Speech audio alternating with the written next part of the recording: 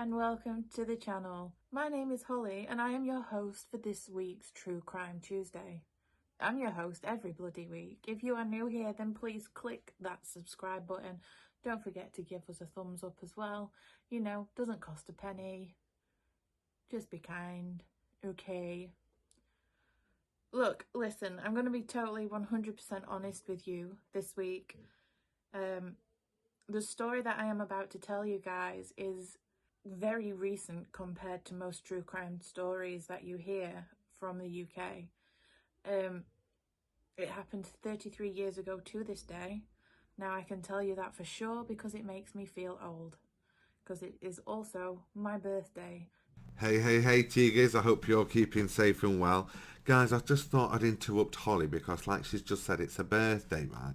So what I'm thinking is, I think we all should comment down below, happy birthday. And Holly, I just want to say thank you so much. I hope you enjoyed today. And I hope you enjoyed today's video as well. It's in dedication to you. 33 years old. You don't look a day over 60. Does she, guys? Comment down below. I reckon she don't look a day over 60. Ooh, bitchy.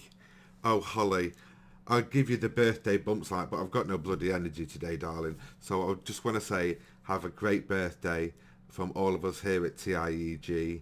And you can get ready when you enter Discord. Much love. Peace out. Happy birthday to me. But listen, if you are under the age of 16, then please go away. I don't mean this in a bad way. I do not mean it to be nasty, to say that we don't want you on this channel, but please do not listen to this story as it is very gruesome.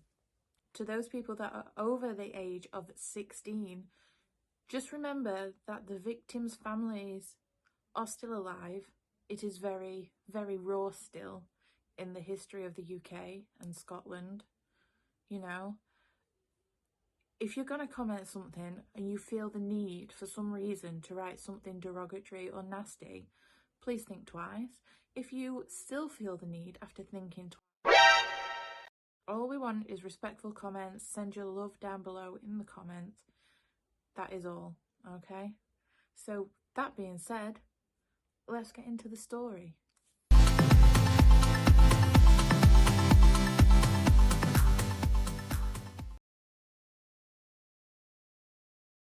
Okay guys, today's story is about Pan Am 103 flight, the Lockabie disaster. If you are the same age as me, or, you know, are from England and are of a certain age, you will probably know this story. But do you know everything? Because I grew up thinking that it was a plane crash, not a bombing. Let's get into the story, shall we? So a few days leading up to December the 21st, 1988, 243 people were getting ready to board a flight. You know, they were packing their things, they were getting excited, they were ringing their families, they were putting in the last preparations to go back home for Christmas. Some people were going to surprise their families. Some people had planned this with their families, you know, months in advance. Also, including those 243 people, there were 16 members of crew also getting ready to go on this flight. They were preparing everything, making sure that everything was fine. So this flight is a regular flight. It took place hundreds of times a month. It started off in Frankfurt in Germany at Frankfurt Airport, and it would end in Detroit in Michigan in the United States. Now, unfortunately, on the 21st of December, 1988, Pan Am 103 to Detroit would never reach the final destination. So between Frankfurt and London, there were 243 passengers on this plane. That is a huge amount of people. So you can tell how big the plane was. It was a Boeing 747. Now, Boeing 747s are not around anymore, I do not believe. I think they got decommissioned a couple of years ago, maybe 5 or 6 years ago. But yeah, so it was a massive aeroplane. So it took off from Frankfurt. Next stop is London, and from London, the next stop would be New York City. Amongst the passengers on this flight, there were 35 students from Syracuse University who were going home for the holidays after spending quite a while in London doing a study abroad kind of program. We call it an exchange student program kind of thing, but it depends what you guys call it over in America and whatnot. Excuse me, I'm old.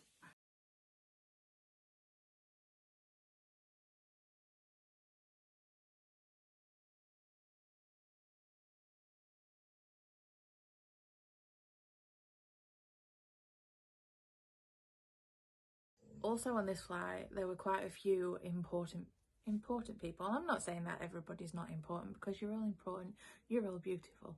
But there were government officials on this plane, a UN official, as well as the UN Commissioner for Namibia, and also a US intelligence officer. So they were just sat with all the civilians, you know, just going home for the holidays. Fun. At 6:25 p.m, the captain contacts air traffic control and asks for permission to take off. Air traffic control say, yep, that's fine, go ahead. There were no problems in the takeoff, which is great. That's what every flight needs, no problems taking off. At 6:58 p.m, the first flight officer would contact, now this is gonna do your head in, okay? I'm only gonna say the name of this place once, and then I will shrink it down to SOAC. Okay, so the first flight officer at 6:58 p.m. gets in touch with Shanwick Oceanic Area Control. If you don't know what that is, it's based in Ireland, and basically that is the place that aeroplanes contact that are taking off from England, and they assign flight corridors for aeroplanes to safely make passage on their way out of the UK airspace. Yeah, fabulous. So the flight was quite delayed, so the route that they were going to take anyway in the first place was no longer available to them. That's why the first flight officer got in touch with them and was like, what's the best route that we can take? That's what he asked. And that was at 6:58 p.m. The first flight officer tells them the flight number, the altitude in which they are flying at, which at this point was 31,000 feet in the air. Woo! That's high. I'm scared of heights. And he also tells them their flight path, like where they're going, which is New York. So obviously, because they're at 31,000 feet, the time in which a message gets down from that height to the ground it's going to take a bit of time. It's going to be delayed. So at some point the plane was delayed between Frankfurt and London, or even just at London. It was delayed, and we don't know why. And it is said that the explosion was meant to take place over the seas. Now, to be fair, the only reason why the plane was redirected on a different path is because it was delayed. And the reason why it was meant to happen over the seas is so that there was no evidence, but instead it happened over a small town in Scotland called Lockabie. So because the bomb was in a suitcase, it was obviously loaded onto the plane as luggage, and this was in the underneath of the fuselage of the plane, obviously where all the luggage gets put in. It was in the fuselage. If you don't know what a fuselage is, it's the main body of the plane. You got the nose, you got the fuselage, you got the tail. Okay? When it went off, it ripped a hole in the fuselage, obviously, and it is said that the nose of the plane, so this is your plane, the nose of the plane did this. It ripped off like a tin can. And guys, this is where it's about to get a little bit gruesome, okay? Once the plane had plummeted from 31,000 feet to 19,000 feet, it started to nosedive. So at 31,000 feet all the way down, it was doing this. It's just straight down. 19,000 feet, it was doing this. People closest to the explosion were sucked out of the plane. Trigger warning. They were sucked out of the plane into the night sky, and some were sucked into the engines of the planes. If you don't know what the engine of a plane is, Mikey will put a picture up of an engine of a plane. It is those massive turbine things on the wings. And when birds get sucked into them, they cause some damage, but by God, it causes more damage to the birds. So it is said that because the cabin pressure went, the nose came off. So it is said that because the nose of the plane came off, there was a massive hole in the fuselage, and, you know, they were so high up in the air that the cabin pressure went, and as soon as this happened, people were knocked out. Can you imagine? Because it was so cold up at that altitude, there was ice forming on the windows on the inside of the plane as well. It is said that the conditions inside the plane at that point were very much similar to those at the top of Mount Everest. It is also reported that 60% of people survived this right until the impact when it hit the floor in Lockabie. Nobody knows if any of the 60% woke up before hitting the floor, before the impact, but a part of me kind of like wishes that they didn't, because can you imagine the terror? So not only were 259 people on board of the plane killed, which is everybody, by the way, everybody. There were no survivors from the plane. They were all killed. Either one way or another, they were gone. There were also 11 people in the town of Lockabie that were killed by flying debris, you know, wings that took houses out, either the kerosene that set fire to houses, and the engines that were still going around on the ground killed people as well. So you can see why I say to you, be respectful, because this is a mass killing. Eyewitnesses in the village said that there were bodies just falling out of the sky. There was also a story of a young boy who had left his home where he lived with his mother, his sister and his grandmother, I do believe. He went to a friend's house just down the street to check on his sister's Christmas present. He'd saved up all his money to buy his sister a little bike, and he nipped out, and when he came back, his house and his family had been wiped out by this bits of the plane. And there's actually a picture of his house that has been wiped out as well. It's just hard to think, isn't it? If I nipped out now, if I lived with family, like if I, say if you nipped out down the street and you left your husband and your 2 kids at home and came back and they were all gone because somebody had dropped a bomb on their house, can you imagine that? You'd want revenge, wouldn't you? It'd be hard to deal with as well. So immediately this was a massive thing. Dumfries and Galloway police force were called in. Just bearing in mind that Dumfries and Galloway police force at the time were the smallest police force in the country. And they were called in to this incident, and they were like, oh damn, best call in the troops. So they called in the army, and they also called in the FBI from the UK, from the US. There were thousands of people just like swarmed in on this incident, on this small town. There were bodies lying everywhere, parts of planes, wings took houses out. There were fires because of the kerosene, which is dangerous, so firefighters were there. There were just thousands and thousands of people being like, how the fuck did this happen? When it exploded, the debris spread over 2,000 kilometres. If you don't work in kilometres, 2,000 kilometres is about 1,243 miles circular. And all of these people had to search this area and collect as much of the plane as they could. Can you imagine that job? Can you imagine living in a small town? A plane has just dropped from the sky. There are bodies of victims body parts of victims everywhere. You've had your whole family wiped out. Things are on fire. There's jet engines in the street. There's massive craters. Do you know,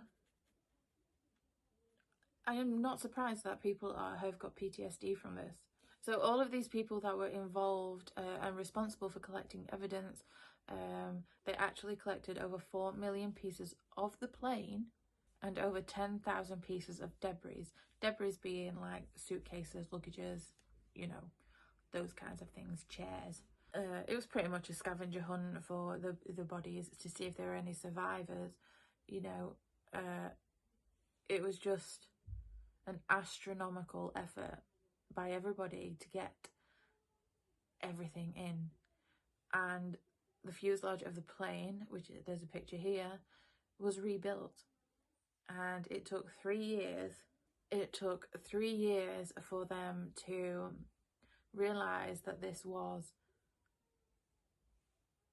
a terrorist attack, and it would be known right up until 9/11 as the biggest terrorist attack known to the UK and to the US. So all the investigators got all their evidence together. They built the fuselage back up. They could see that there was a hole in the side of it, and they were like, it took them a while to be like, it was a terrorist attack, because they couldn't comprehend what kind of person would be like this to do this to innocent people.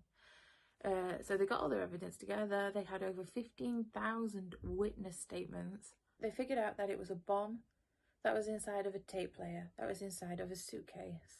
The bomb was made out of Semtex, and Semtex is an odorless substance, basically. It's very hard to detect without specialist equipment. So there are actually 2 different stories of how the bomb went off.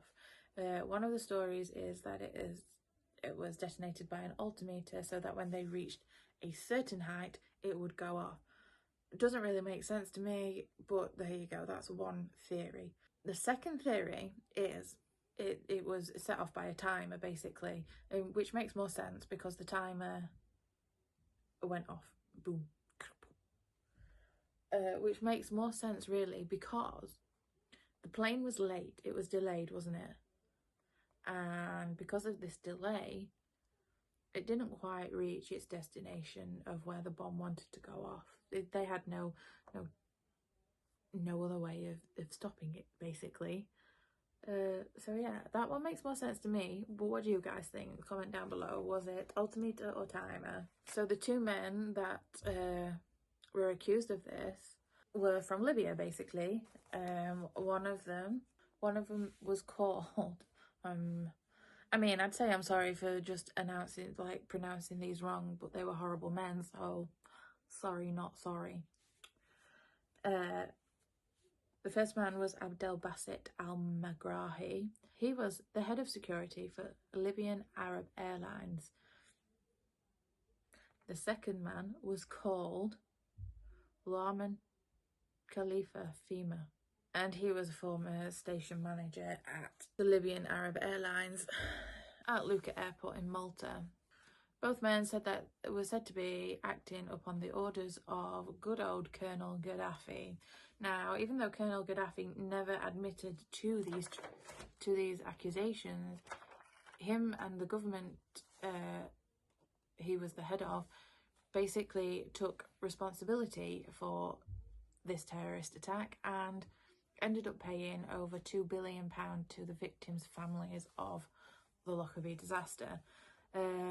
Now, Colonel Gaddafi, if you don't know, he was the president. I think his title was president, prime minister, whatever, of Libya at the time. He is notoriously known to be a nasty piece of work. If you don't know about him, please go Google him. Give yourself a history lesson. Even though he paid this £2 billion, he refused to give the men up. He was like, nah bruh, they're mine. You can bugger off. So then the UN had to step in and threaten him, and he eventually gave them up after a couple of threats. This didn't happen straight away. It would take 8 years for Colonel Gaddafi to set these men not set them free, but basically say, yeah, take them, bugger off. So bearing in mind this happened in 1988, the disaster happened in 1988. In 1999, the two men were extradited and questioned in the Netherlands, and I do believe both of them were tried and tested in Scotland. Their excuse was it was an attack in retaliation for the US bombing some Libyan government building, and Colonel Gaddafi was pissed about this and wanted revenge. That was what they said it was. There are quite a few conspiracy theories around this whole thing, and the biggest one being basically that the government knew about this attack, and it has actually been proven that on that day that the attack was going to happen, a government official was meant to take this flight, but he decided, oh no, I'll take an earlier flight. And he took an earlier flight which had meticulous searches and investigations around on the plane to see if there were any bombs on there. Now, Pan Am 103, Clipper Maiden of the Sea, didn't have any security searches for bombs or anything, so you know it makes that conspiracy theory quite truthful looking, you know. It said that this government official was warned before the flight, basically to not get on the flight. So back to the two men. Lamin Khalifa Fhimah was tried and tested in Scotland, and he was found not guilty, and he was acquitted for all of his crimes, and basically he got to go home. He was classed as an innocent man. Now, Abdul Basit Al-Megrahi, on the other hand, was sentenced on the 31st of January 2001 to life imprisonment. Now, huzzah, I hear you all say, a bad man has been put in prison. Huzzah! Claps for the British judicial system. No, my friends. This man was set free on compassionate grounds. Now, the US government and the UK government had a big argument about this, and I can imagine that it's going to be the US were angry at the UK for setting them free, because I don't think that the US has compassionate grounds for anybody to leave prison unless you get proven to be not guilty. This man had developed prostate cancer and he was dying, basically. It was terminal, there was no way around it. He was going to die. Now, the US would have probably hung him. But you see, our hanging practices ended in the 60s. So we were like 20 to 30 years too late to hang him. But anyway, he got set free. He went home. He was a free man. He died in peace. He got set free in August 2009. And he passed away comfy at home with his family surrounding him on the 20th of May 2012. In the end, Abdul Basit Al-Megrahi only served 8.5 years for the murder of 270 people. So what do you guys think to this story? It's pretty sad. Do you think that the first man, Lamin Khalifa Fhimah, should have been allowed to be set free? Or, you know, should he have been jailed? Or do you think that it was right for people to let him go? Do you think Abdel Basit Al-Megrahi should have only served 8.5 years and been let out on compassionate leave? Or do you believe that he should have died in prison? Let me know down in the comments. I am Holly. I am your host for True Crime Tuesdays. Enjoy your Christmas. Be kind to everybody. There's no space for you being buttheads this Christmas. I'm sorry, but if you're going to be a butthead, please exit the room. Be grateful for the presents that you get. If you get a lump of coal, be thankful that you've got a lump of coal. You know? Have a nice Christmas, and we will see you all next week.